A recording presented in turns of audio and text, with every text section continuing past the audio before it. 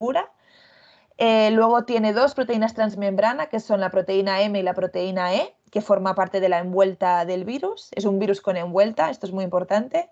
Y luego tenemos una proteína que se combina con el RNA, que es la nuclear, ¿vale? La nucleoproteína, que junto con el RNA forman el interior del virus. ¿De acuerdo? ¿Y cómo entra en las células y cómo infecta? Pues rápidamente, a través de esta proteína Spike, que tiene dos subunidades, se interacciona con las células receptoras, con el receptor celular, que es el receptor AC2, que es la enzima convertidora de angiotensina. Este es el receptor celular que el virus pues, es capaz de entrar por esta vía. Se reconoce, las otras subunidades de la proteína Spike actúa para que las membranas se fusionen y por tanto el virus pueda entrar dentro, y una vez dentro, como es un RNA de cadena positiva, puede transcribirse directamente, puede usar la maquinaria de replicación, perdón, de transcripción, y puede, por ejemplo, las primeras proteínas, que son estas dos poliproteínas, se transcriben directamente y por tanto forman la maquinaria viral ya para poder hacer digamos, traducir las proteínas estructurales que harán lugar a nuevos viriones, así rápidamente, ¿vale? Algo muy peculiar e importante a nivel molecular de este virus, que solo hacen algunos virus de RNA de cadena positiva, es que una vez dentro y cuando la replicación es activa, forma estos RNA subgenómicos que llamamos, ¿vale? Digamos que del genoma original genera RNA subgenómicos que servirán para la codificación de proteínas estructurales. Esto es súper interesante porque podemos saber si el virus está activo o no intentando hacer de diana molecular estos RNA subgenómicos. Y en algún momento esto es interesante porque veréis que el virus es difícil de cultivar y puede ser una aproximación a detectarlo activamente, digamos, infectivo, vaya. Una vez han traducido las proteínas y se ha replicado el genoma, va a hacer nuevos viriones y se van a eliminar vía, digamos, la vía del aparato, del retículo endoplasmático, perdón, vesicular, y se va a eliminar al ambiente pues a través de vesículas. ¿De acuerdo? Y los datos más o menos actualizados de la pandemia, ya dejando ya la fisiología del virus y más ya buscando a nivel global, bueno, el viernes, que es cuando actualicé estos datos, estábamos ya casi a los 6 millones de casos a nivel global, con unas más de 360.000 muertes. Esto es a nivel global un 6% de mortalidad. Luego hay focos donde hay mortalidad más aumentada.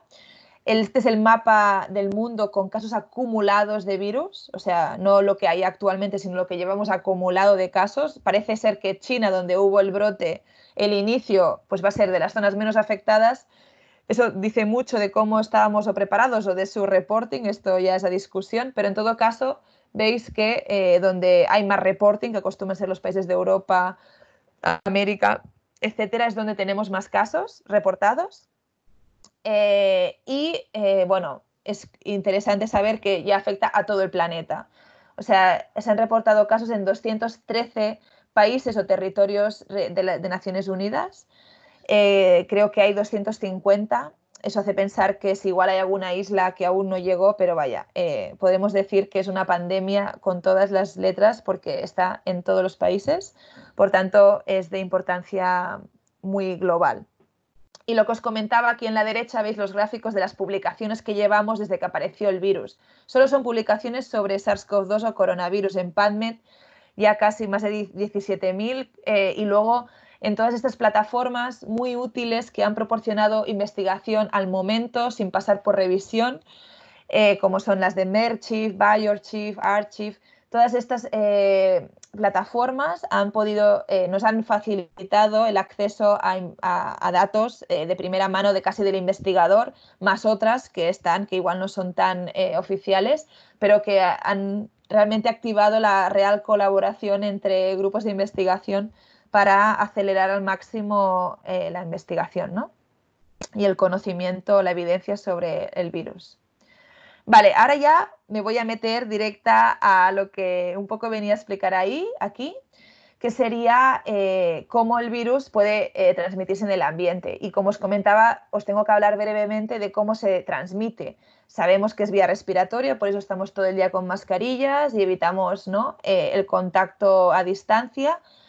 Y esto pues empezamos a saberlo en los primeros artículos que hablaba de dónde se encuentra el virus. Aquí tenéis un estudio que fue de los primeros clústeres de 20 pacientes en China, donde quisieron ver en qué matrices del cuerpo había virus en personas infectadas, ¿de acuerdo? Entonces, vieron donde había más carga viral, que sería el eje de las Is, ¿no?, que es, bueno, pues un poco la carga viral a nivel molecular, esto estaban detectando su genoma, vieron donde las muestras respiratorias tenían la concentración más alta.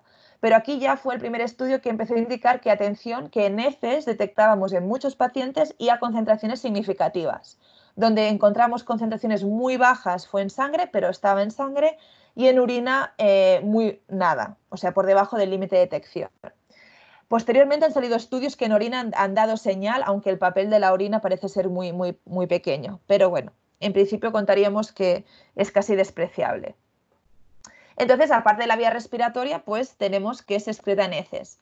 Otro dato interesante que salió en estudios posteriores, también de un clúster creo que de 74 pacientes de COVID en China, fue que el periodo de excreción, ¿no? Una persona infecta, va al hospital, le detectan que está infectada por el virus y durante unos días empiezan a detectar que el virus en muestras respiratorias estaría de un promedio de entre 5 a 8 días positivo y que en heces aparecía más tarde, o sea, un poquito más tarde de los síntomas, pero que se alargaba mucho.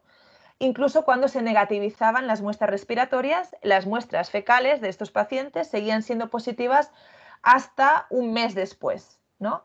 De promedio, unos 11 días después de que las muestras respiratorias fueran negativas. Esto es importante para también el nivel de manejo de los pacientes, ¿no? Pensar de, bueno, si ya has negativizado respiratoriamente, puede ser que aún lo estés excretando en heces y por tanto hay que ver, bueno, hasta qué punto hay que aislar a los pacientes un poquito más para que no haya un riesgo de transmisión a través de las heces. ¿Qué pasa? Que cuando empezamos a intentar ver si estos virus eran infectivos en heces, es decir, el virus lo detectamos por su genoma, pero el virus es infeccioso, es decir, está activo en las heces, muchos estudios, ahora os enseñaré las evidencias que hay, parecía que no conseguían aislarlo en cultivo, es decir, no conseguían replicarlo en una línea celular en laboratorio. Eso hace pensar de que el virus, digamos, se excretaba muerto. Pero tantos días normalmente no se excretan los virus respiratorios. Es decir, yo puedo estar con mi gripe y la excreto porque en algún momento voy a ingerir mi esputo, digamos, y al final acabará en mis heces. Pero en ese caso es muy pequeña la concentración que excreto y es solo durante el periodo que evidentemente lo tengo en vías respiratorias. Entonces esto hacía pensar que había algo de replicación en el intestino. Otra causa, otro estudio interesante que nos hace pensar que la vía fecal-oral no hay que despreciarla, es este metaanálisis que nos habla de que el 17%, perdón, de los pacientes con COVID de un grupo de más de 4.000 estudiados tiene síntomas intestinales, ¿sí? En algún momento o al inicio, durante, después, digamos, de la aparición de síntomas respiratorios, puede tener diarrea o malestar o anorexia, etcétera, ¿no? Y vieron de lo que hay estudiado que los que dan muestras positivas en heces, hay un porcentaje mucho más alto que da positivo en heces si tiene diarrea y mucho más bajo si no la tiene. Esto haciendo esta causalidad de que son justamente, ¿no?, que hay una replicación, porque entonces causaría diarrea y haría que lo detectara más en heces, ¿sí? Y la concentración que se excreta con los pacientes que tienen diarrea es más alta de los que no la tienen. Otra vez haciendo pensar en esta hipótesis de que sí que puede ser que el virus replique en nuestro intestino, además de, no hablo de las vías respiratorias porque me centro en esto, ¿sí? Pero evidentemente esta ya ni hablo porque es evidente de que se replica en nuestras vías respiratorias altas y bajas. Otro estudio que evidencia que el virus se replica es este que hicieron inmunostología de pacientes con COVID, ¿vale? Cogieron muestras, biopsias de pacientes enfermos a nivel del esófago, del estómago, del duodeno y del recto. Hicieron, pues esto, buscar un anticuerpo que tuviera diana contra el virus, en este caso la nucleoproteína del virus, que serían los cuadros de abajo, y vieron señal, ¿sí? Los cuadros de arriba veis que tienen como diana el receptor, que es el AC2. Claro, si AC2, que os he hablado que es la enzima convertidora de angiotensina, que era la entrada del virus, también está en estómago, también está en recto, ¿por qué no el virus puede entrar en las células intestinales? Entonces, para confirmar, hicieron inmunostología contra las proteínas virales y también dio señal. O sea, el virus replica en las células intestinales. Y muy recientemente, hace el 18 de mayo, pongo la fecha, en el Journal Emerging Infectious Diseases, que es el journal de referencia del CDC, salió el primer estudio que de un paciente grave de coronavirus pudieron aislar el virus en cultivo de sus heces. Es decir, ese paciente es verdad que estaba grave, es verdad que seguramente tenía mucha carga viral en heces, pero esas heces pudieron hacer la foto, que es lo que se ve en la imagen C de microscopía electrónica. El virus estaba entero, se ve claramente que el virus está, digamos, estructuralmente entero, pero es que no solo eso, sino que en las células que usamos para replicar el virus en laboratorio, que son las Vero E6, también se ve claramente que dio positivo, es decir, que hubo infectividad en esa muestra de heces. Por tanto, aunque muchos estudios, y ahora os voy a enseñar uno, que es un estudio muy bonito, que si os queréis leer, del grupo de Múnich de virólogos, que hizo un estudio pues también un poco reportando las vías de transmisión, intentaron cultivar el virus como pudieron en heces y no lo consiguieron cultivar, pero nos hablan en la figura, si vais a ver la figura E, es muy interesante porque ellos hicieron una relación de las muestras que pudieron cultivar versus las que pudieron detectar en PCR. Y lo que vieron es que en realidad es una cuestión muchas veces de límite de detección, es decir, cuando el virus está en gran cantidad se puede cultivar. Cuando está en cantidades más bajas, seguramente lo que pasa en heces no se puede cultivar, y a un límite de la técnica, ¿no? Y esto cuadraría en pensar por qué hasta ahora no se había podido cultivar y solo se ha podido cultivar en un paciente que realmente estaba muy grave de coronavirus, ¿no? Bueno, esto lo digo porque sigue habiendo la pregunta de ¿la vía fecal la tenemos en cuenta? ¿Se excretan en heces, sí o no? Yo soy de las que da precaución, seguramente sea una vía de transmisión muy despreciable comparado con la respiratoria, pero no la descartaríamos, ¿de acuerdo? En todo caso, seguro se excreta en grandes cantidades en heces, a concentraciones altas. Aquí en este estudio de los alemanes veis que está en stool, ¿no? Que es heces, en los puntos grises en la figura C, alrededor de 10 a la 8 por gramo de heces, que eso es alto. Hay virus, evidentemente, los intestinales se excretan a muchísimo más, pero bueno, para ser un virus respiratorio, entre comillas, es una concentración alta y puede llegar a ser infeccioso, ¿de acuerdo? Muy bien, entonces vamos al agua residual. Evidentemente todo el mundo sabe que si el virus se excreta, en este diagrama que os presento, pues va a ir a nuestras alcantarillas, y si va a las alcantarillas va a acabar yendo, en el caso de que exista, a una planta de tratamiento de agua residual. En donde no existen, que es la mayor parte del planeta, pues va a acabar yendo a las fuentes de agua naturales. Y eso, pues bueno, es un dato. Luego veremos esto, ¿no? Las implicaciones, pues un poco ya las hemos estado pensando, de que si se excreta y puede llegar a ser infeccioso, pues ¿por qué no la vía fecal-oral? Y las aplicaciones, pues que podemos medir la cantidad de SARS-CoV-2 que la población está excretando. Y esto ya se ha hecho. Aquí os he puesto un mapilla que he hecho con todos los países donde ya se ha hecho este tipo de análisis. Y todos donde los que veis se ha detectado el virus en aguas residuales, ¿vale? En Holanda fueron los primeros, luego en Estados Unidos, Australia, Francia, España, Italia, Israel y Turquía han ido a sus aguas residuales, a las plantas de tratamiento. Cuando llega toda la agua residual cruda, han analizado ese agua y han visto que hay presencia del genoma del virus, ¿vale? Y esto es un poco lo que vengo a explicar en concreto ahora. En Estados Unidos, os comento por si queréis echar un vistazo, hay esta plataforma que se llama BioBot, que abajo creo que tenéis el link, y que lo que están intentando es coordinar todos los laboratorios de Estados Unidos para hacer una red de información sobre la presencia del virus en agua residual. Entonces, varios laboratorios, siguiendo los mismos protocolos, van a analizar aguas residuales de varias zonas para poder luego ver si eso se corresponde con la epidemiología del virus. Que los virus se puedan analizar en agua residual es algo ya de antes. De hecho, que sepáis que está en algunos programas de control de virus que hemos erradicado, como el caso de la polio. La polio es un virus que consideramos erradicado, pero va emergiendo. Para poder controlar estas emergencias, uno de los programas que tiene la OMS es controlar el agua residual. Si controlamos, porque la polio se excreta también, entonces si controlamos el agua residual, hacemos análisis de polio en nuestra agua residual y de repente hay señal, parece que el virus circula, hay alguien que está excretando polio. Pues la idea un poco es hacer esa aproximación ahora a la gran pandemia del SARS-CoV-2, es decir, cómo podemos intentar controlar las olas, detectar en zonas donde igual ya desapareció, que pueda volver a haber casos, cómo hacer ese control usando esta herramienta, que al final es como una imagen de lo que está sucediendo en esa zona, en esa población con el virus.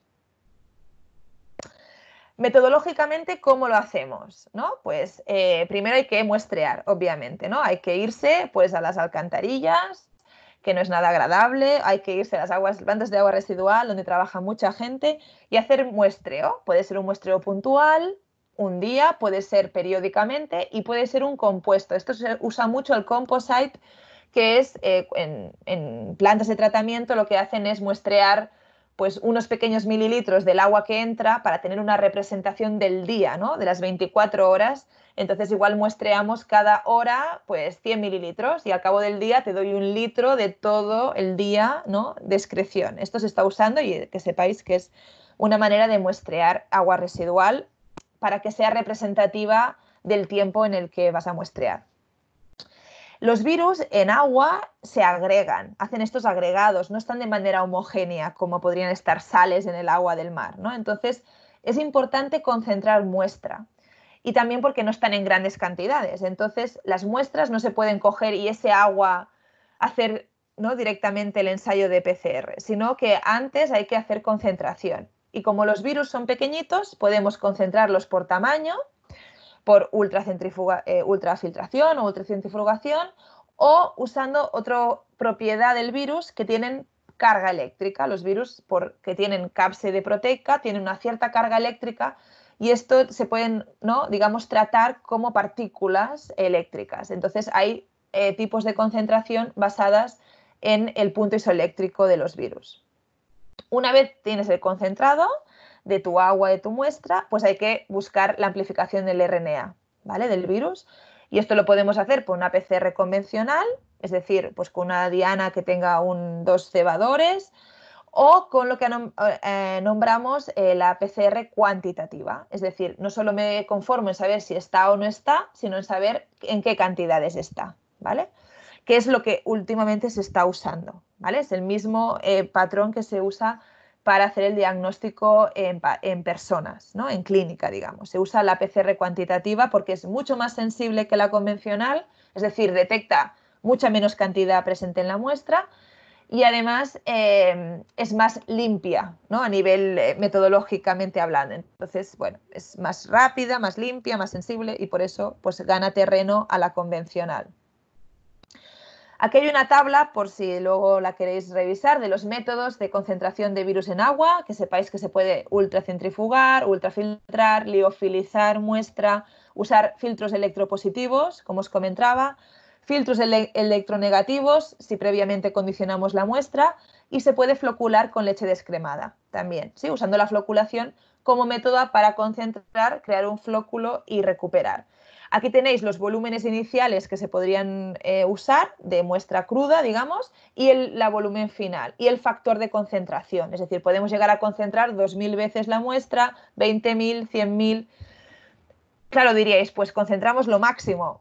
Hay que ir con cuidado porque las aguas ambientales y muy sucias tienen muchos inhibidores que podrían ser problema para la detección. Es decir, pueden tener tanta suciedad si es un agua de grifo, ¿no? Una tap water, pues sí que igual hay que concentrar 30.000 veces, porque es un agua muy limpia, no hay problema. Pero si voy a concentrar pues agua de nuestro querido Machángara, pues no lo puedo concentrar 30.000 veces porque va a ser un lodo imposible de analizar, ¿de acuerdo? Entonces hay que ver en qué franja podemos trabajar. Y las recuperaciones son qué porcentaje de virus recuperamos, son virus que conocemos y que se han usado para ver un poco la eficiencia del método. Siempre perdemos una parte de los virus al concentrar, pero al final en total ganamos, ¿no? Y esto es un poco pues que sepáis los métodos que usamos. Y a nivel de detección, una vez tienes el concentrado, para el SARS-CoV-2, como os comenté, usamos la PCR cuantitativa. Esos concentrados habrá que extraer el RNA, como es RNA, lo pasaremos a DNA mediante una retrotranscripción y luego amplificaremos con una PCR, que puede ser, como os he dicho, cuantitativa o convencional. ¿Qué dianas usamos del virus? Porque claro, el virus tiene 30.000 pares de bases.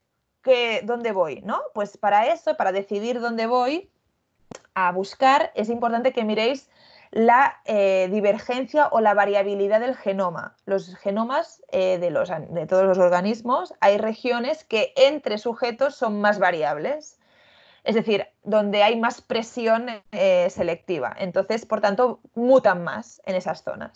Y esto es importante, porque de repente, si quiero buscar un virus en concreto, una especie en concreto de virus, me interesa una región probablemente bastante variable entre especies de esa familia, que sea muy específica de ese virus, o quiero detectar todos los coronavirus posibles, porque no quiero que se me escape ninguno, el SARS-CoV-2, pero también cualquier coronavirus de resfriado, pues igual me interesa una región más conservada entre coronavirus, ¿sí? Y por eso os he puesto este diagrama que muestra un poco la identidad nucleotídica, o sea, la variabilidad de genoma entre varios coronavirus, ¿sí? Y entonces, bueno, que sepáis que ya están todos los protocolos descritos, por suerte no hay que ponerse a mirar mucho esto, pero que se están identificando sobre todo a nivel clínico los genes no estructurales de la región de la polimerasa, los genes de la envuelta y los genes de la nucleoproteína, ¿vale? Nada, esto es en clínica, ¿vale? Principalmente. Entonces, cuando pasó el tema de que todo el mundo quería empezar a detectar en el ambiente, dijimos, bueno, ¿y cuál de estos serviría? Entonces, un poco se ha seguido el mismo criterio que en clínica, ¿de acuerdo? Buscar algunos genes más amplios, en el sentido que pudieran detectar más tipos de coronavirus por si el virus mutaba en medio de todo esto y no perder la posibilidad de detectarlo, y luego siempre aparejarlo con una segunda diana más específica, ¿vale? Esto fue como la idea inicial del algoritmo de diagnóstico clínico, que luego, bueno, se ha ido haciendo lo que se ha podido, ¿no? Compañeras que trabajan en hospitales aquí en España, en Madrid, en Barcelona, les preguntaba, ¿qué algoritmo usáis de PCR media? Lo que podemos, ¿no? O sea, da igual, no hay reactivos. Bueno, ha sido pues una situación, ¿no?, que ha hecho hacer lo que se ha podido, y ahora, al menos aquí en Europa, que la cosa está bajando, se está tomando ya un poco más de criterio de qué dianas son las más eficientes, se hacen estudios de sensibilidad que no se pudieron hacer antes y vamos afinando ya estos primers, qué diana es la más buena. Y entonces, a nivel de... Esta es una tabla que, perdonar, porque sé que tiene mucha letra y es lo que no hay que hacer, pero bueno, es una tabla que he hecho para la ocasión y os la quería dejar aquí. Es una tabla con los 16 estudios que se han publicado hasta la fecha, hasta el 19 de mayo, hasta de ahí no he visto nada más, sobre agua residual. ¿Sí? Os conté que había estos países que habían detectado, pues son estos estudios que os muestro aquí. Os he puesto la fecha, veis que básicamente desde el 1 de abril que los compañeros de Ámsterdam sacaron la primera letter en Lancet que decía que habían detectado SARS-CoV-2 en agua residual, fue la primera, no especificaron el método, simplemente dijeron hemos detectado el virus en agua residual el 1 de abril hasta el 19 de mayo, que fue el último en Estados Unidos. Se han ido detectando en varias zonas, todos han sido positivos, es decir, todo el mundo que lo ha intentado, o al menos que lo ha publicado, lo ha detectado. Y aquí os pongo un poco qué método de concentración han usado, ¿sí? Tenemos ultracentrifugación, ultrafiltración, Otros que se llaman de precipitación, que igual no nombré, que son los PEG, que básicamente es una floculación, pero en lugar de mediante floculación orgánica, como sería la de la leche descremada, pues usan una floculación química con aluminios, pero no deja de ser floculación. Luego, pues esto, ultracentrifugación. Un poco, yo resumiría que los grupos que ya tenían experiencia con agua residual han usado el método que tenían a punto en su laboratorio, porque es lo que tenían experiencia y a todo el mundo más o menos le ha funcionado bien, ¿vale? Y las dianas de detección han sido principalmente las que puso en marcha el CDC de Estados Unidos, que dijo que había que ir a buscar la nucleoproteína. Entonces todo el mundo ha ido a buscar la nucleoproteína, excepto los franceses, que tuvieron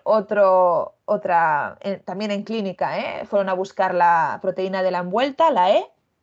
En ambos casos han dado buenos resultados. Es cierto que ahora que tenemos más información, parece que la diana N1 del CDC es la más sensible, entonces importante tener ese dato, que hay dianas que son más sensibles que otras, ¿sí? O sea, algunas detectamos, otras en la misma muestra pues igual serían indetectables, ¿no? Entonces hay que ir viendo lo que sucede. Y lo interesante son los resultados.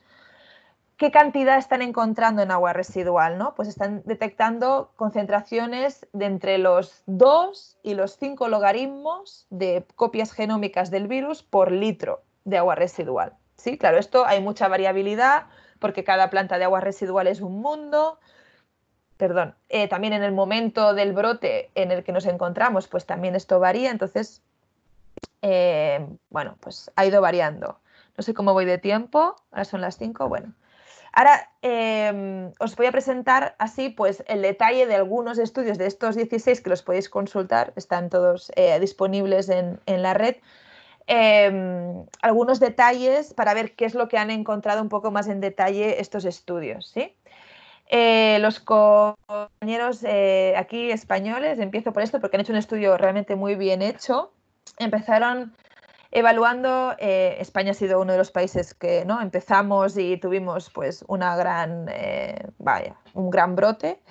En algunas regiones pequeñas de pocos habitantes en la zona de Murcia, en España, fueron a diferentes plantas de tratamiento y buscaron analizar el virus también por PCR cuantitativa en varios puntos del tratamiento. Esto fue interesante porque en regiones pequeñas dieron señal, o sea, es un método sensible porque en regiones que solo tienen igual una planta de tratamiento que aportan 33.000 personas o 30.000 personas, ya detectamos el virus. Hay que ver la prevalencia, pero bueno, eran momentos al inicio de la pandemia, tampoco eran, ¿no? En marzo teníamos casos, pero tampoco eran tantos. Luego hicieron también un poco esta comparación de las dianas, ¿sí? ¿Veis? N1, N2, N3 se refiere a las dianas genéticas que usaron, las probaron todas y parece ser que N1 es la que más sensibilidad dio. Lo interesante es que ellos tenían agua residual acumulada, porque lo hacían de manera rutinaria para otros estudios, y vieron que detectaron antes el SARS-CoV-2 en agua residual del primer caso detectado en la zona. O sea, el SARS-CoV-2 estaba circulando antes de que apareciera el primer caso, al menos confirmado. Y eso también es interesante de cara a alertar de que el virus se está introduciendo en la comunidad, ¿sí? Si lo podemos monitorear de manera frecuente, puede ser una herramienta de dar alerta antes de que tengamos casos clínicos. El otro estudio del mismo grupo fue en Valencia, ya en una ciudad más grande, con 1 millón de habitantes, y aquí lo mismo, veis que muestraron la misma planta de tratamiento en cantidades, hasta consiguió como un plató, ¿no? Empezó la curva, veis, en rojo serían los casos activos en Valencia, y en azul los valores de RNA, de copias genómicas del virus en agua residual a lo largo de la pandemia. Veis que la franja azul siempre es previa a la franja roja, ¿no? O sea, llegamos antes al pico de concentración en agua residual que al pico de casos, ¿no? Lo mismo, otra vez el mismo mensaje de pueden ser, ¿no?, maneras de controlar la aparición de casos. París también hizo el mismo estudio. Este estudio lo hizo en 3 plantas de tratamiento de las principales de la ciudad. Lo que veis aquí en esta gráfica, que es de los resultados, es en los genomas, o sea, la cantidad de genoma que está en el eje izquierdo, perdón, en el eje derecho, perdón, está el número de genomas por litro en agua residual, que serían los triangulitos, y en el izquierdo está el número de casos, en este caso casos fatales, usaron este indicador, casos que fallecieron, en el izquierdo, ¿sí?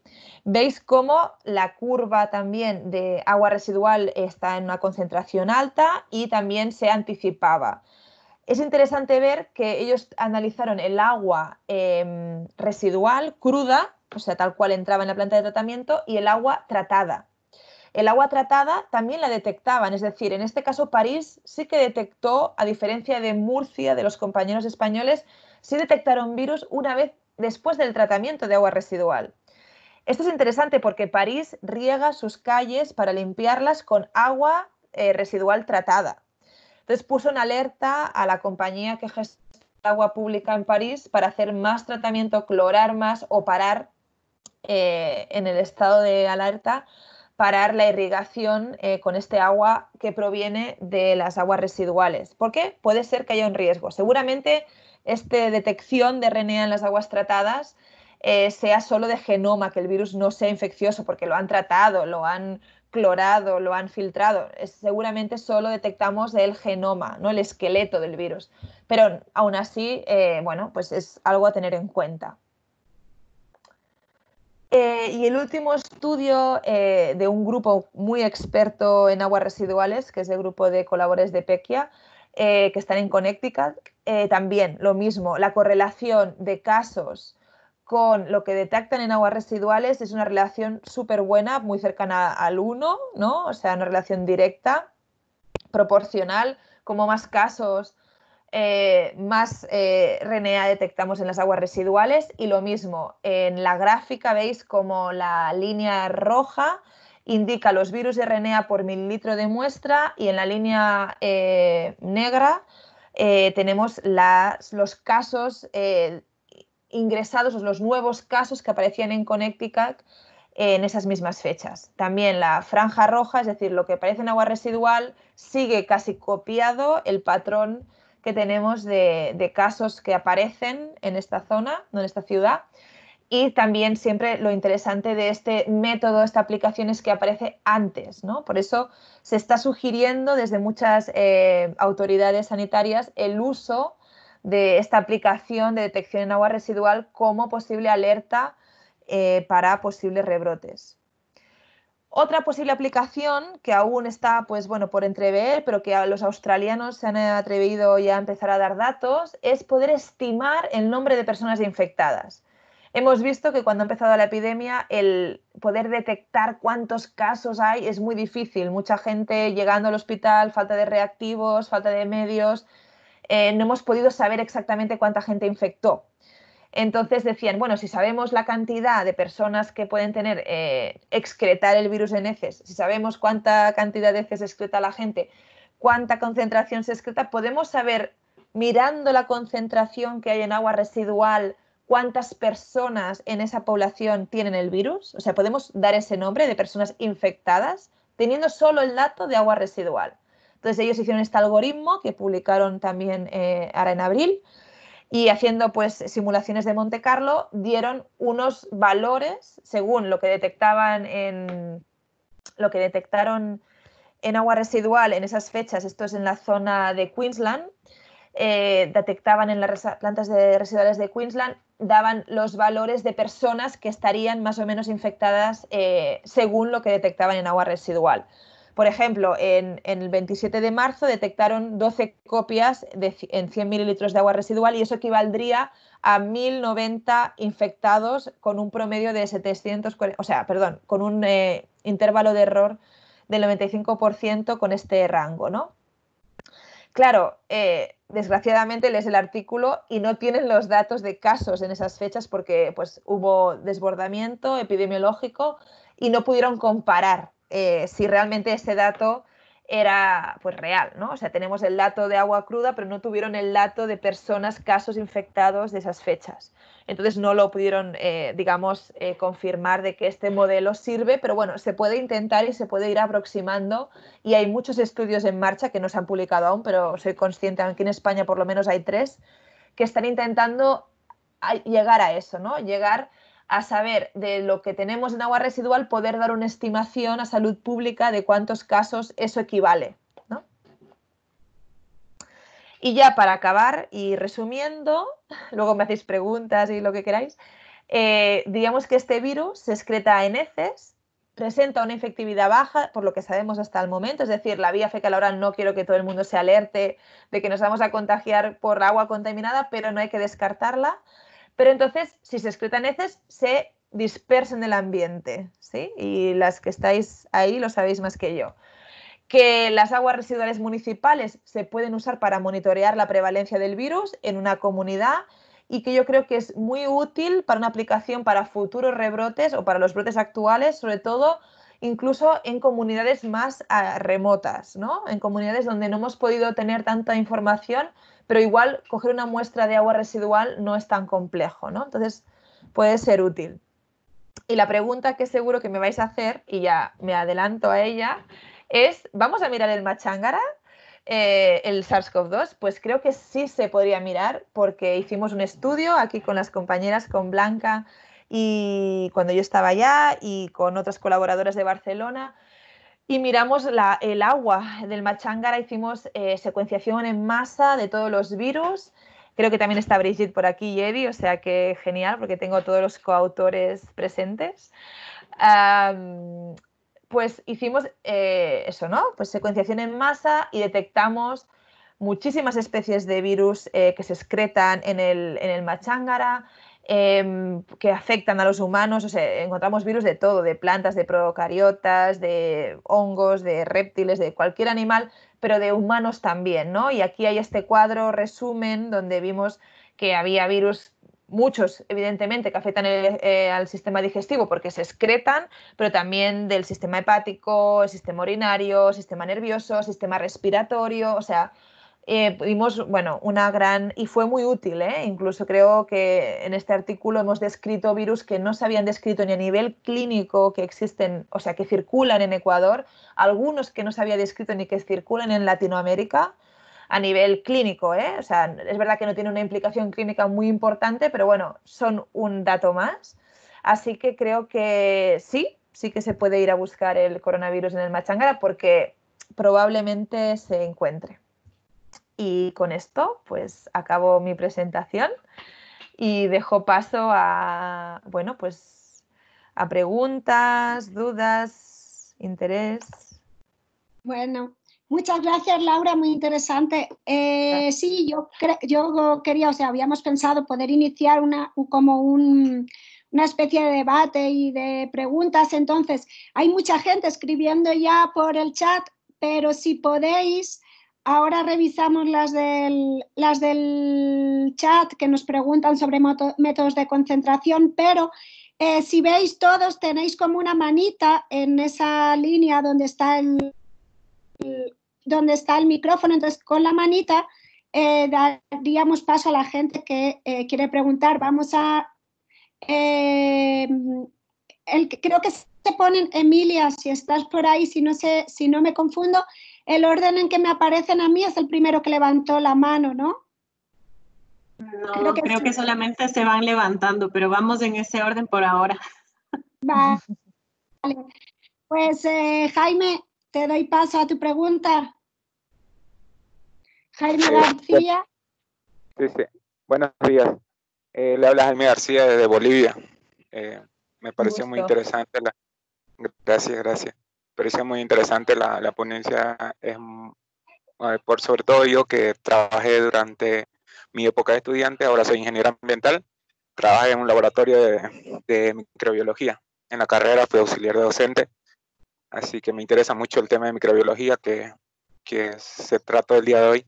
Mi pregunta era para Laura, el tema de que en mi zona, en Bolivia, muchas de las zonas son rurales y no cuentan con plantas de tratamiento de agua. ahora lo que en esta temporada de la pandemia, lo que se está dando mucho es que las poblaciones urbanas están saliendo, o la gente está escapando mucho a los municipios, y muchos de los municipios no cuentan con plantas de tratamiento. Y el tema de contaminación por agua residual me parece muy interesante, porque si no tenemos plantas de tratamiento, la exposición a este virus, si es que se está dando por agua residual, va a ser mucho mayor, porque no existen, digamos, ni siquiera pozos de inserción o cámaras sépticas en muchas de las regiones. Mi pregunta iba a el modo de contagio, de cómo se hace la transmisión desde el agua residual o llegar a las personas. Se da como el caso de la Escherichia coli o otro tipo de bacterias, digamos, comunes de las aguas residuales. Vale, gracias Jaime por tu pregunta. Quiero remarcar que si el virus está presente en las aguas, o sea, como mensaje claro, puede ser que sea infeccioso, pero muy difícilmente lo vamos a contagiar vía feca oral. ¿Sí? Igual esto no lo he dicho y es importante.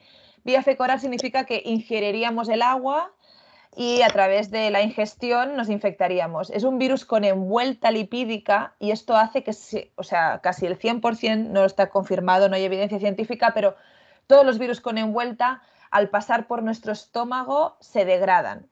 Pero sí que habría la posibilidad de que se transmitiera vía las gotículas respiratorias. Es decir, yo voy al río a bañarme, a coger agua o a regar con esa agua contaminada y a través de una gotícula entra en mi vía respiratoria. Esa vía yo la veo más factible, ¿sí? Pero a través de la ingestión, al ser un virus con envuelta, o nos tendríamos que ingerir muchísima cantidad, pero probablemente no llegaría a infectar al intestino, ¿sí?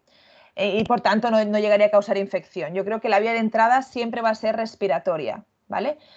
Y lo que comentabas es muy interesante. En zonas donde no hay plantas de tratamiento de agua residual, ¿qué podemos hacer? Esta aplicación se puede traspasar a zonas donde no hay plantas centralizadas, ¿no? Como la que podemos encontrar aquí. Yo vivo ahora en Barcelona, en España, y puedo ir, ¿no? Y con una sola planta casi muestreo a toda la ciudad, ¿no? Porque está muy centralizado. Entonces eso es muy útil. ¿Qué pasa en zonas donde eso no sucede? Pues no sería tan útil, evidentemente, pero quizá todo el mundo sabemos que en muchas zonas más o menos urbanizadas hay alguna captación de alcantarillado que desemboca en un río, ¿no? De hecho, en Quito esto sucede, ¿no? No está conectado todo el alcantarillado a un punto de tratamiento, pero sí que hay alcantarillas, ¿no? Que van a desembocar en algunos puntos, ¿no? Igual hay 6 o 7 puntos importantes que podrían usarse como monitoreo, yo creo, ¿sí? Igual no, o algún punto donde sabemos que se concentra pues mucha cantidad de contaminación microbiológica a nivel de excreción se podría detectar. Pero es cierto que para zonas donde no hay alcantarillado, donde solo hay igual fosa séptica o directamente no hay nada, creo que yo a nivel de salud pública diría pues hagan test rápidos de antígeno para saber si la población está infectada o no. Me refiero que, no sé, lo bueno de esto es que haces la foto de toda la comunidad, ¿no? Porque excreta a todo el mundo, haces una foto más global, no hace falta que muestres a la gente. Pero claro, si no existe esa posibilidad...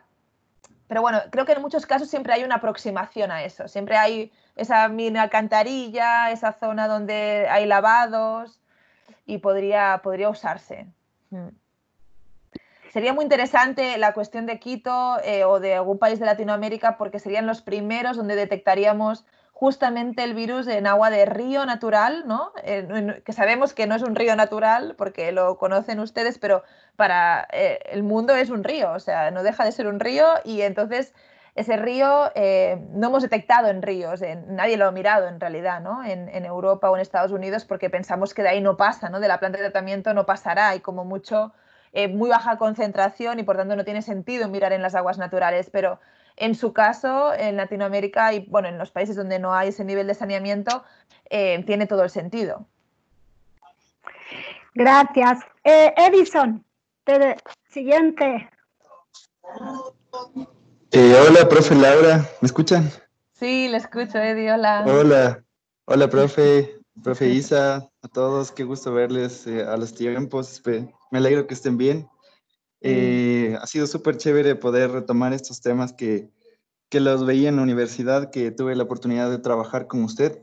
Mi pregunta es de básicamente con la parte de estabilidad del virus. Al momento de almacenar el virus, al ser un virus de RNA de cadena simple, es más inestable al momento de almacenar, transportar, procesar. Y también otra pregunta es con respecto a, en nuestra ciudad, nosotros vivimos en la parte alta, es conocido que los virus se encuentran en prevalencia en el medio ambiente. También tienen cierta estabilidad de acuerdo al tiempo por ser un virus de naturaleza de RNA, es mayor o menor que los virus de DNA. Y también al momento que llegan a la costa, al momento de encontrarse con más inhibidores por parte del agua salada, ¿esto no también disminuye su prevalencia en el ambiente? Vale. Gracias, Eddie. Bueno, Edison es uno de los... vaya, sin Edison el estudio que hicimos de viroma en Quito no pudo ser, o sea que es uno de los coautores que nos ayudó y colaboró con este estudio y sabe mucho de virus, por eso pregunta concreto y bien. Sí, es un virus de RNA y es mucho más inestable que los virus DNA. De hecho, ya se está reportando aquí en España y en otros países, pero bueno, de lo que he leído acá, que ha habido mucho infradiagnóstico, mucho falso negativo por un mal conservación de la muestra en clínica, ¿eh? O sea, los bastoncillos respiratorios, las muestras respiratorias que se recolectaron, muchas fueron negativas porque el virus se degradó antes de hacer la PCR. Y luego vieron que esa persona sí pasó la infección, sí que era positiva, pero se recogió mal la muestra. Entonces hay que pensar lo mismo, que en el ambiente va a ser mucho más inestable. Es un virus que tiene un genoma, pues eso, que solo es una cadena. Además el RNA sabéis que es una biomolécula mucho más inestable que el DNA. Entonces, sí, en ese sentido es menos estable en superficie, es menos estable en agua. Sobre lo que hablas de la salinidad no tengo dato, no sé si eso afecta o no a su estabilidad como virus. Está claro que él está feliz en agua, o sea, la humedad le va bien, la temperatura, si no es muy alta, no le afectaría. A partir de los 50, 60 grados empieza a sufrir, más, menos no, o sea, 20, 30 él está bien. Y no sé qué más decir, la luz ultraviolada, es decir, si pasa por un río y está en superficie y hay radiación de luz en un río más o menos transparente, que no es el caso de algunos, también inactivaría el virus, ¿no? Por radiación ultraviolada, ¿no? Como desinfección o en superficies o en plantas regadas con ese agua, la ultravioleta es un buen inactivador también. Gracias. Darío también tiene la mano levantada, quería... Hola Laura, buenas. Mucho gusto, mi nombre es Darío Bolaños, trabajo en la ESPE. Alguna vez te conocí en alguna reunión que tuvimos. Te felicito, me encantó tu presentación, pero quería saber si tú tienes una recomendación más específica sobre los puntos donde podemos muestrear, porque verás, a mí me preocupa mucho el Hospital Carlos Andrade Marín y en general los hospitales, porque sus plantas de tratamiento no son funcionales actualmente y sus descargas están en zona urbana. ¿De acuerdo? Entonces, yo estoy buscando la idea de desarrollar una medición, pero hoy me cambiaste la idea de no, tal vez no hacerlo en alcantarilla, sino directamente sobre el vertido en el Machangra. No sé si te parece más viable muestrear directamente a la salida de los hospitales, o uno al menos como el Carlos Andrade Marín, que es el del IES, o lo ves mejor irnos al Machangra. A ver, nunca es mejor irse al Machangra y lo sabemos, así como de entrada, pero no, es broma. Depende del objetivo de tu estudio, yo te diría, Darío. O sea, en realidad, nuestro estudio que hicimos en Machangra, y por eso nombré el Machangra, era porque era un estudio comparativo con la calidad ecológica de los ríos en toda la cuenca del Guayabamba. Entonces, esa era como el lugar más feo, ¿no? Donde, pues, a nivel, ¿no? Había, pues, niveles de indicadores ecológicos muy dañados, ¿no? Y entonces por eso buscamos ahí. Entonces, si el objetivo es encontrar o monitorizar, por decirte algo, ¿no? Como hipótesis de estudio, cómo se correlacionan los casos que hay en el hospital con su concentración en agua residual para poder hacer esta aproximación de modelo de persona infectada, cantidad en agua residual, el hospital puede ser un muy buen lugar porque es como lo más directo, ¿no? La otra es ver el riesgo de que se llegue al ambiente, no llegue a un agua natural, ¿no? A un cauce natural. Ahí esa yo es mi creo preocupación. que el Machángara es un lugar también. Claro. Es que el Machángara es complejo, ¿eh? Porque evidentemente no puedes el cauce, la concentración no solo viene determinada por los casos que tienes, viene determinada también por cuál es el caudal de ese día, las precipitaciones, muchos otros factores, ¿no? Es natural. Entonces, las variables que harán que quizá de repente dejes de detectar el virus en Machángara también es un riesgo, ¿sabes qué quiero decir? No es lo mismo que una alcantarilla. Hay un día de lluvia. Claro, te coge un día de lluvia, cosa que nos pasaba habitualmente y ¿no? Querías intentar muestrear lo más concentrado posible, ¿no? Con agua residual, pero eso depende. Entonces, bueno, depende del planteamiento, la hipótesis de trabajo, yo creo. Ya, sí, muchas gracias. Ojalá podamos seguir conversando al respecto. Sí, por supuesto. Gracias. Salazar Plata, Mónica también está en espera de preguntar. Hay algunas preguntas en el chat, Laura, no sé si ves, pero yo creo que más o menos se están respondiendo. Pero, a ver, que hola. la mano Hola, soy Silvana. Muy buenas, ¿me escuchan bien? Hola, buenas tardes. Yo soy Salazar Plata, Mónica Silvana. Laura, antes que otra cosa, permíteme felicitarte. Una ponencia hermosa. Yo soy ingeniera ambiental, con maestría en ingeniería ambiental, estoy especializada en tratamiento de aguas residuales, imparto la materia de tratamiento de aguas residuales, entonces hoy tu ponencia, bueno, me ha actualizado para el siguiente semestre de una manera increíble. Te lo agradezco y yo solo tengo dos preguntas muy sencillas. La primera es, entonces, ¿cuál sería la recomendación ya en la etapa final del tratamiento de agua residual?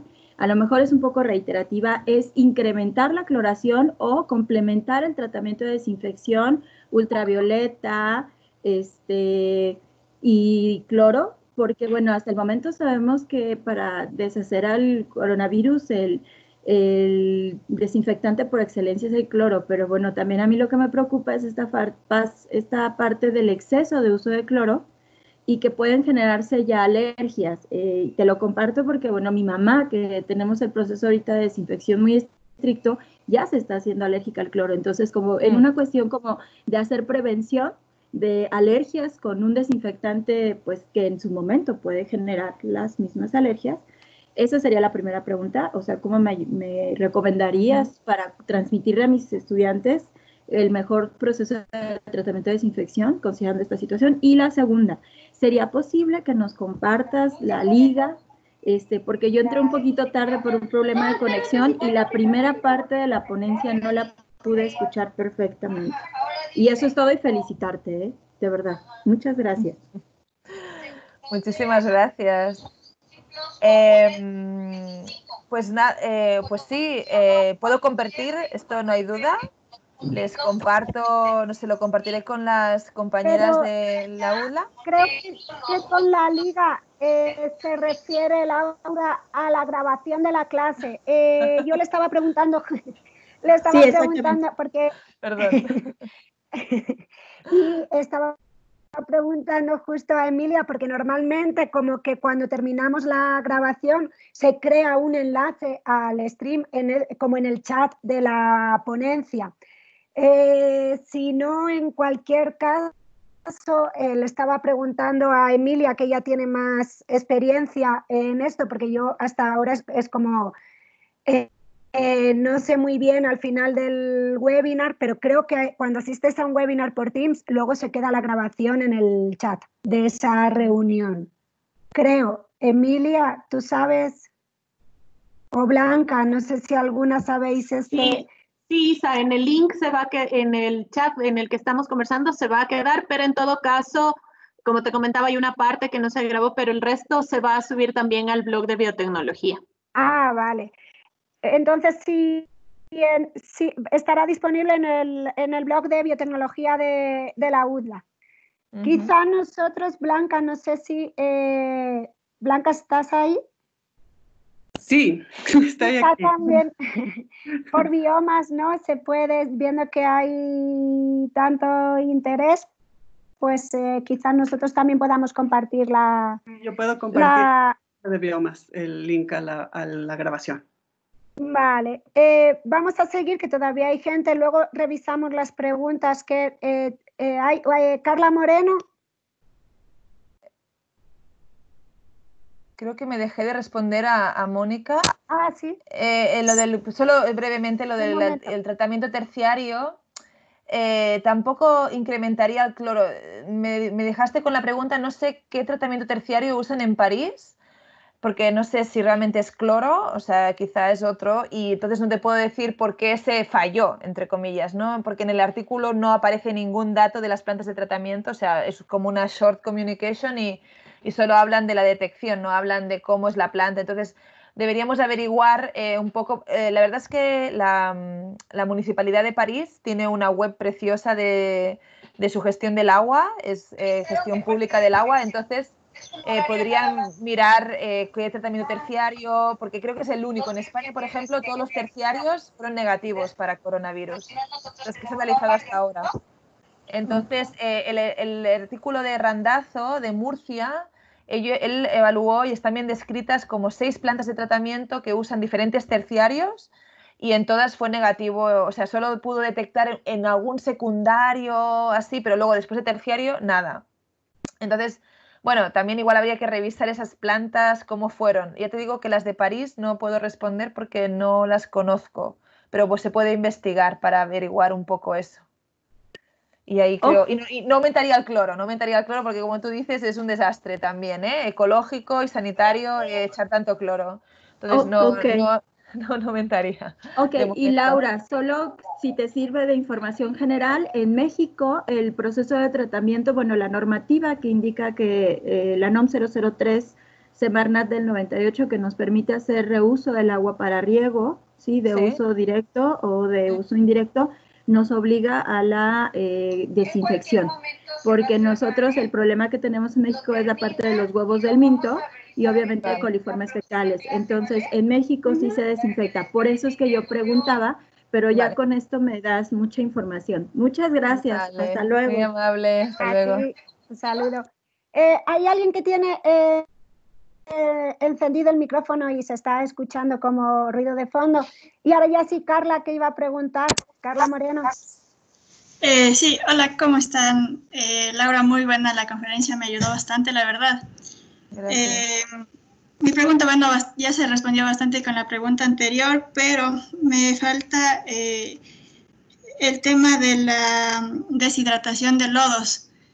En ese caso, bueno, la desinfección hacemos ya el efluente final, pero luego del tratamiento biológico, que es lodos activados, realizamos la deshidratación y este lodo lo estábamos usando para jardinería, únicamente para ornamentales. No sé si todavía sería recomendable seguir usando así o no sé, esa era mi pregunta.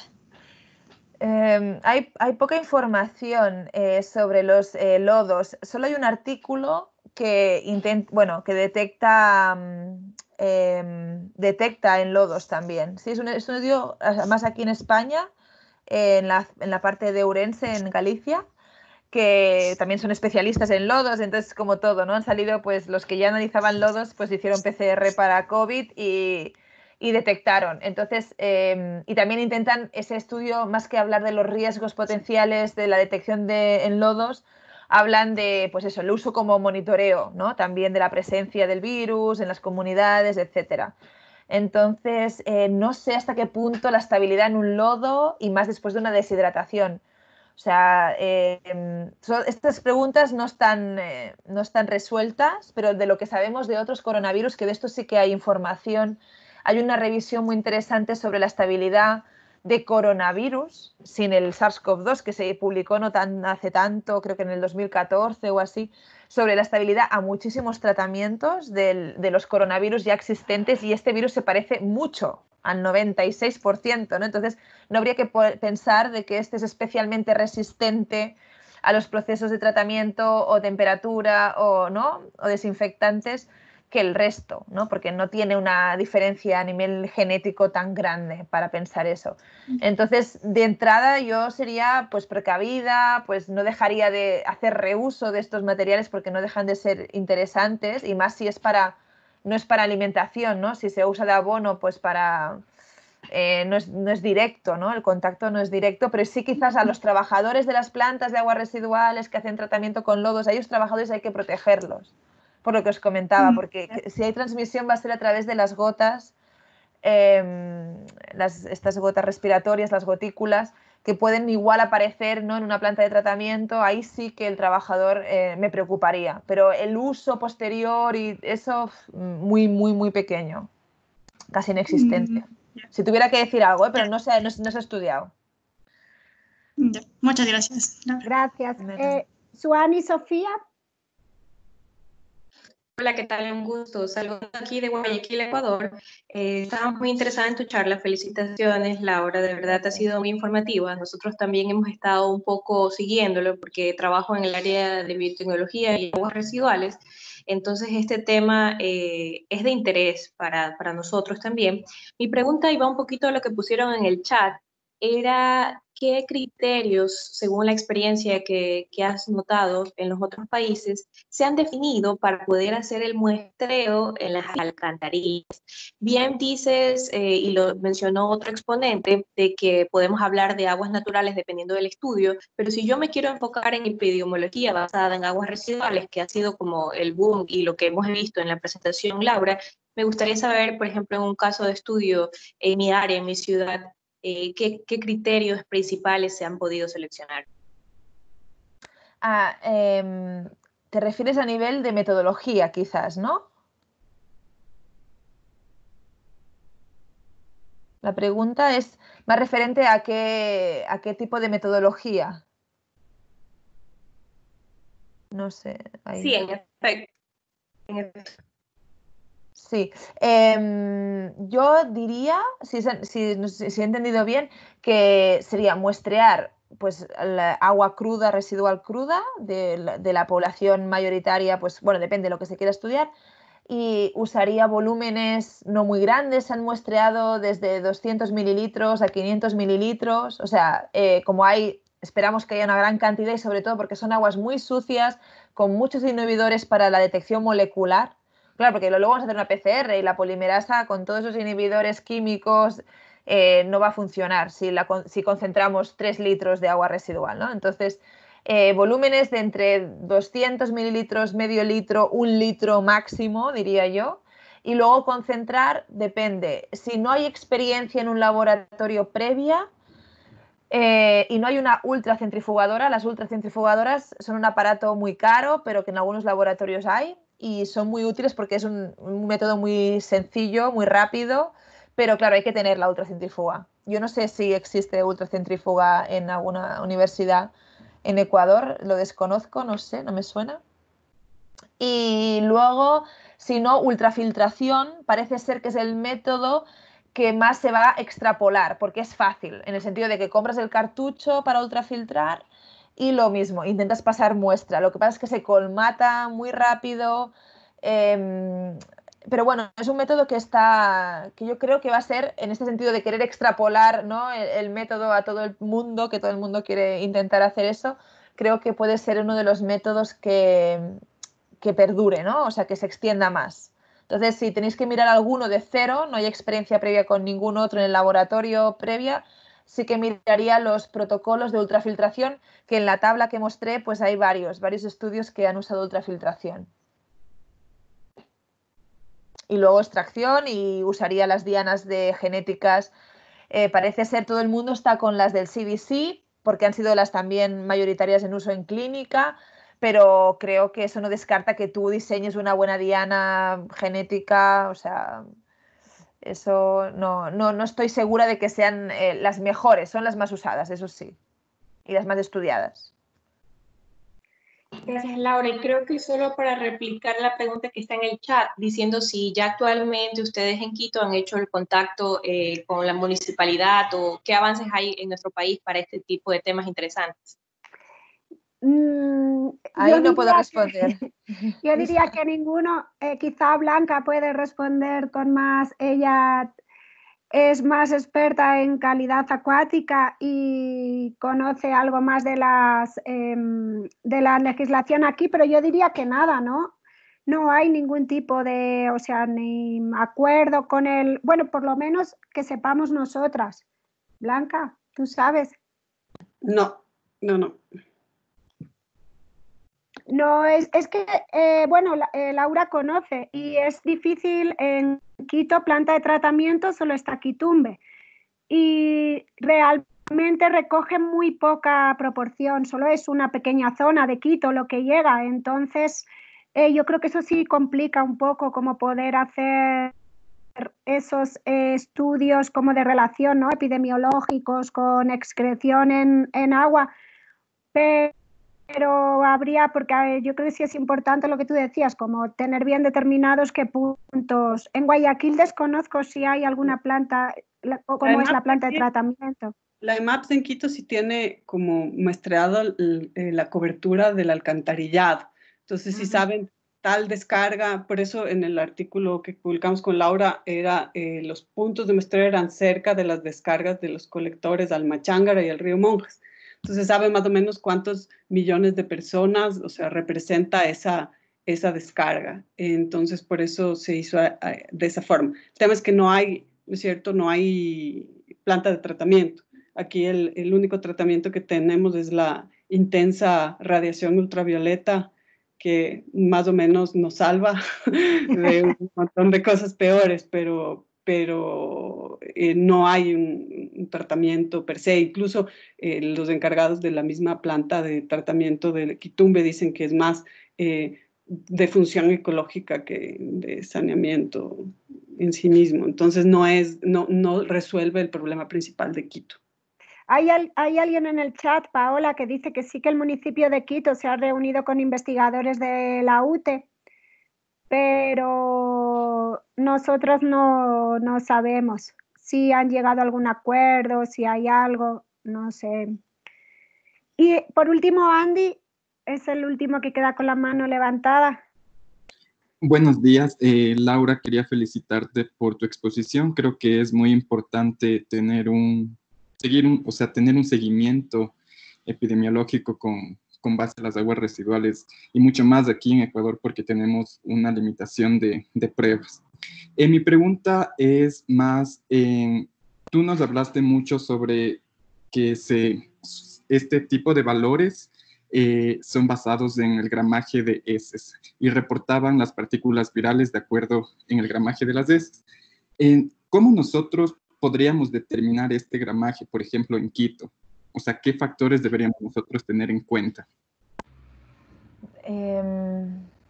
¿Te refieres a la cantidad que esperas encontrar en pacientes o en aguas residuales o aguas ambientales? En las aguas residuales.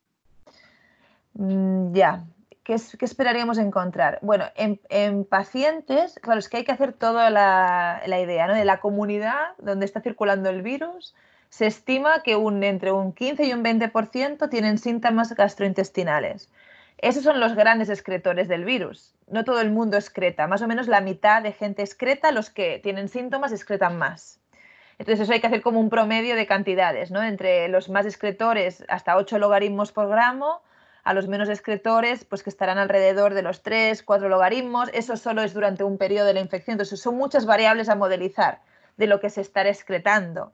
Y luego, pues bueno, pues la frecuencia más o menos de gramos de heces persona día, lo que aporta, ¿no? el volumen de agua, cuántos equivalentes, ¿no? habitante tiene esa planta o ese alcantarillado, que es otro tipo, ¿no? de dato más técnico.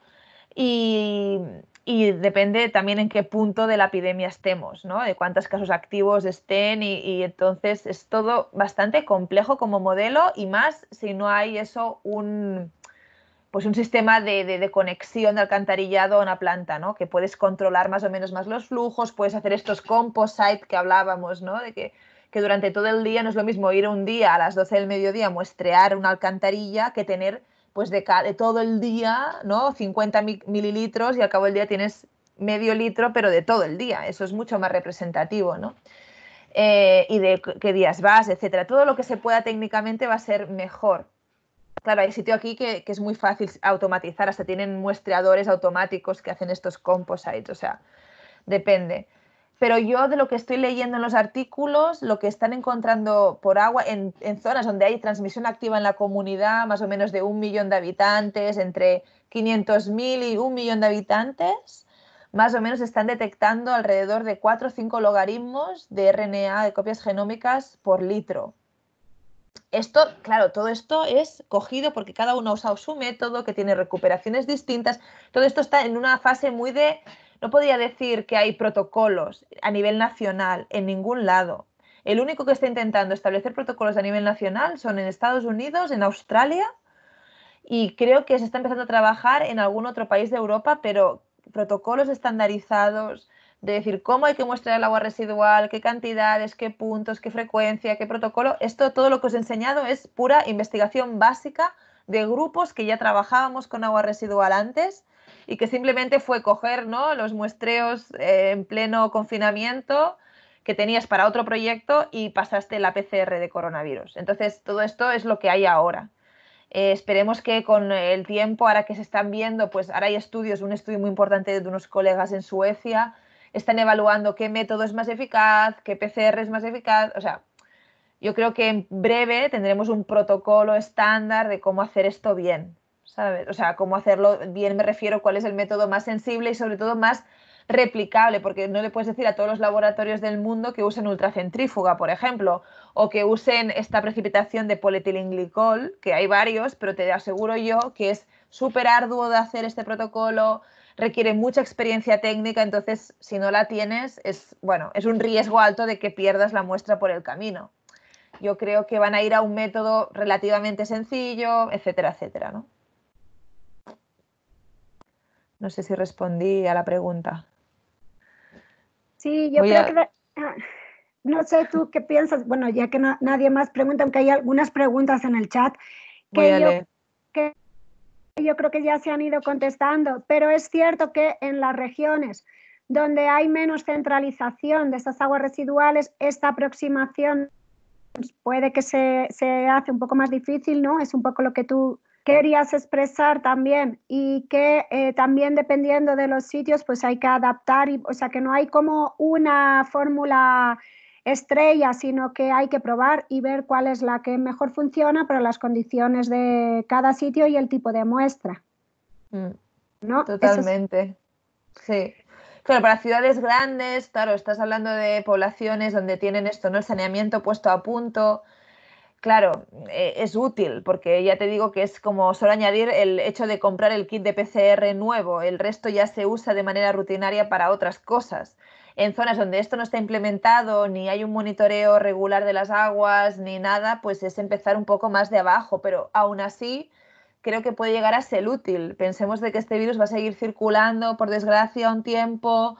Y que hay que estar alerta, sobre todo hemos visto que como antes ha reaccionado las poblaciones, antes hemos podido contener, ¿no? Y peor ha sido, claro, o sea, mejor ha sido el efecto a nivel de salud. Entonces, si por algo alguien puede estar intentando analizar, esto es un protocolo que lleva, si te dedicas desde el muestreo a tener el resultado, depende qué método uses de concentración, pero entre 12 y 24 horas, no más.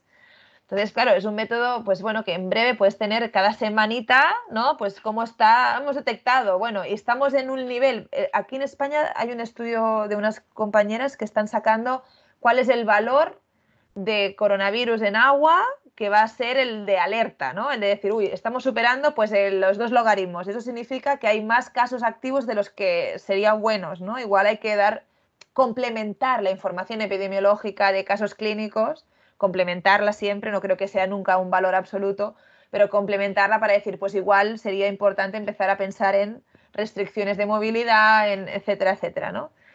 yo creo que sí que puede llegar a ser una herramienta complementaria, que si hay recursos, porque claro, esto requiere recursos y sabemos que no estamos en los mejores momentos, como ya sabemos. No, aquí ha sucedido, igual en España ha habido pues mucha inversión en investigación, pero se ha ido el 98% a clínica, ¿no? Al desarrollo de vacunas, al desarrollo de tratamientos. Y los ambientales nos hemos quedado así como, pero bueno, no, oiga, que también es importante y además tiene una posible aplicación a la salud, ¿no? Claro, a mí me ha parecido muy interesante las gráficas sobre la correlación entre la detección ambiental y la detección en hospitales, y creo que quizá para esa problemática que hay, que muchas veces, o sea, el problema es toda la gente asintomática, que yo ahora estoy escuchando un montón de gente conocida que con las pruebas inmunológicas lo ha pasado sin enterarse, como que eso es muy difícil de controlar epidemiológicamente porque no tienen síntomas, pero esta detección, digamos, como en los residuos domésticos, sí es un buen método. Sería equivalente a hacer un análisis o unas pruebas casi masivas, ¿no?, de la población, para tener un poco más esa idea de cuál es la circulación dentro de la población. Sí, sí. Que quizá en momentos donde los casos no sean tan graves o no estemos tan centrados en resolver esos problemas de salud, tener ese monitoreo ambiental es súper importante para saber cómo está el brote en las ciudades. Y ponerlo a punto yo creo que sí sería de gran interés. Sí, de hecho es eso que comentaba al inicio de la charla, que es una herramienta que no hemos inventado ahora. O sea, el monitoreo epidemiológico del agua residual existe de hace años. Yo diría que empezó a hacerse hace unos 10, 12 años y fue de uso masivo, porque lo llevó, digamos, a la fama el programa de erradicación del polio. La OMS, pues digamos que insistieron algunos investigadores, oye, mira, esto es muy útil, podemos detectar cepas circulantes de polio a través del agua residual, de ciudades grandes, de zonas endémicas, o donde puede haber un rebrote, y sí, se usó en zonas y es útil. O sea, que esto ya se ha hecho, pero por desgracia no ha llegado a ser una herramienta de salud pública. O sea, ningún país tiene esto puesto en marcha. Sí que este programa pues tiene convenio con algunos laboratorios de investigación que hacían pues este monitoreo pues casi a nivel de caso, ¿no? De caso tipo, de cómo se puede hacer un control de una enfermedad que está para la erradicación, pero igual ahora con el coronavirus ha surgido otra vez el interés en esto, y aunque no es un virus de transmisión fecal-oral, pero puede tener este papel de excreción. Como os digo, no creo que haya fecal-oral, pero sí que puede haber transmisión vía gotículas. Esto es una implicación pequeña comparado con todo lo que estamos viviendo a nivel respiratorio, pero bueno, existe, y sobre todo la posible herramienta, más una herramienta, como tú dices, de detección de la foto de toda la población, ¿no? Porque igual un porcentaje, no todos excretamos, ¿eh? Eso hay que decirlo, o sea, no todo el mundo infectado con COVID detecta, tampoco hay estudios claros sobre eso, o sea, nadie se ha puesto a mirar personas asintomáticas si excretan o no excretan. Vale. Eso no lo sabemos, solo sabemos que los que son positivos por COVID, hay la mitad de ellos, 50 y más de la mitad, como un 56-60%, excretan el virus, y lo excretan por un promedio de 10 o 12 días más que lo que se excreta en respiratorio. O sea, se excreta mucho tiempo. Y lo que sabemos es que los que tienen síntomas intestinales lo excretan muchísimo más, porque ha habido casos de gente, no, pues yo de repente me encontré mal, tuve incluso gente que solo ha tenido síntomas intestinales y que ha pasado COVID, que no ha tenido síntomas respiratorios. O sea, que hay un poco de todo, y hasta que eso no acabe de aterrizar con valores más claros, pues no sabemos. Pero bueno, que va a ser importante a nivel poblacional, y que yo creo que sí, Muy bien, pues muchas gracias. Y yo quería un poco también, esto un poco para los estudiantes de biotecnología, que siempre parece que los temas relacionados con salud y aplicación humana nos llaman más la atención, pero para que entendieran más, aunque en la asignatura vemos sobre todo el papel de la biotecnología en los procesos de remediación ambiental, pero como también en monitoreo ambiental se puede aplicar la biotecnología, ¿no? Y es muy importante. No salgáis todavía de la clase, por cierto.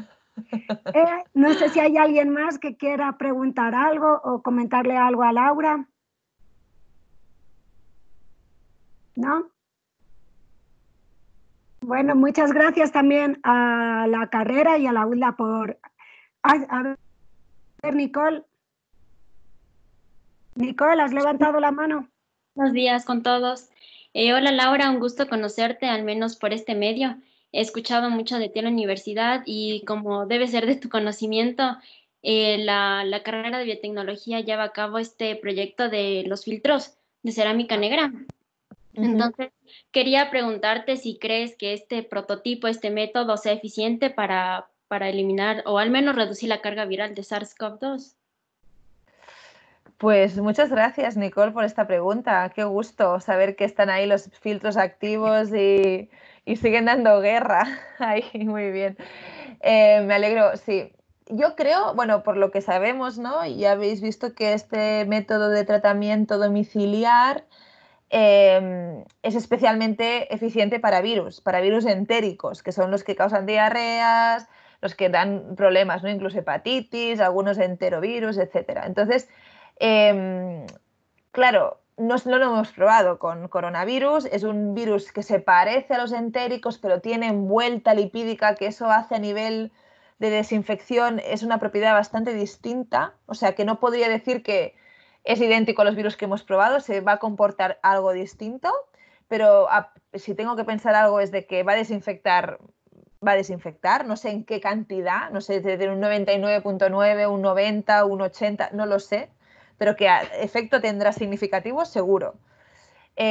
Lo que pasa es que sí que no alertaría de la transmisión en agua del virus, ¿sí? O sea, igual el mensaje al final, ¿no?